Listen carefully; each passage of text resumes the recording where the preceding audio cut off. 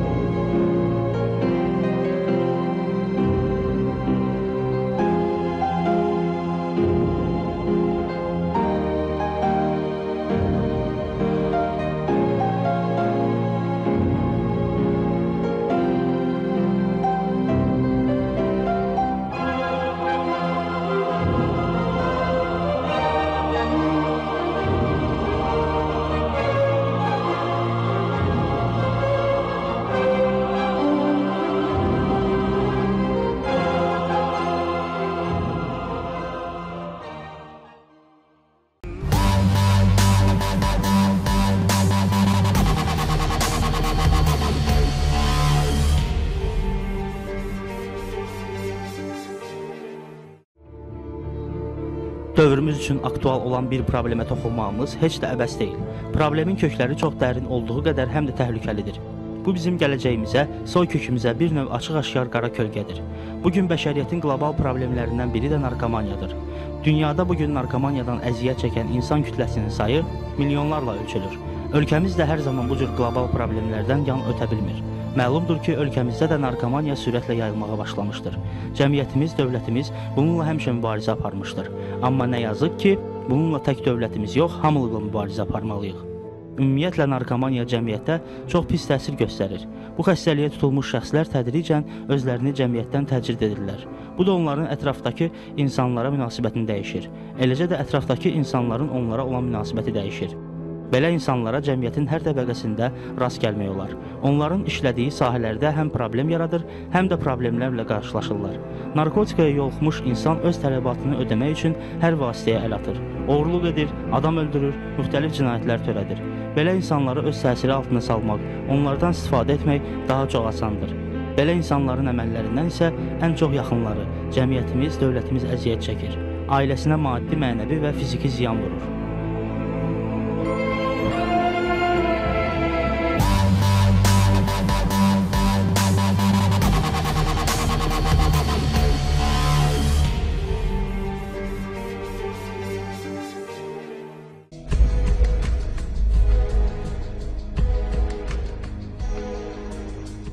Bilirsiniz, vaxt var idi, mən özüm şirkətdə işləyirdim. Qəşəng pulum var idi, imkanım var idi.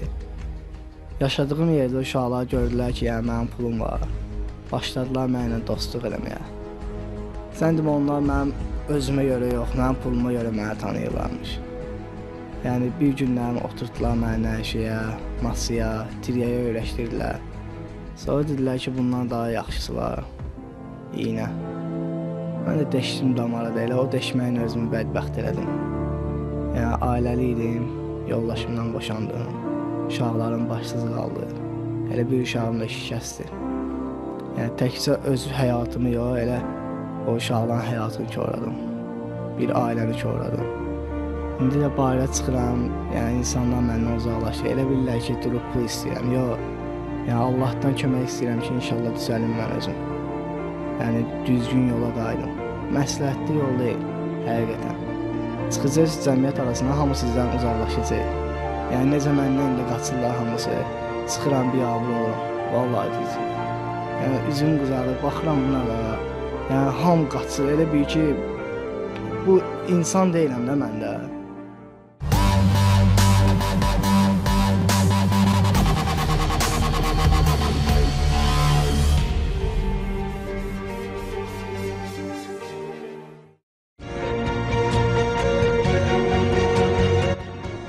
Hər gün televiziya ekranlarında, qəzetlərdə və kütləvi informasiya vasitələrində narkomaniyanın caynağında can verən insanları gözlərimizlə görürük. Bu insanlar bizim ətrafımızda yaşayan və eyni dünyanın havasını tənəffüs etdiyimiz öz insanlarımız, öz gənclərimizdir. Bugün narkomaniya adlı çağırılmamış bəla bir çox insanların qapısını döyməkdədir. Ola bilər ki, bugün sən dünyanın ən xoşbəxt insanısan və düşünürsən ki, heç vaxt narkomaniya sənin həyatına hansısa formada müdaxilə edə bilməz. Yanılırsan. Ola bilər ki, nə vaxtsa bu bəlanın qurbanlarından biri də sən olasan. Düşünürəm ki, bugün bütün insanlar bu bəlanın istənilən an qurbanına çevrilə bilər.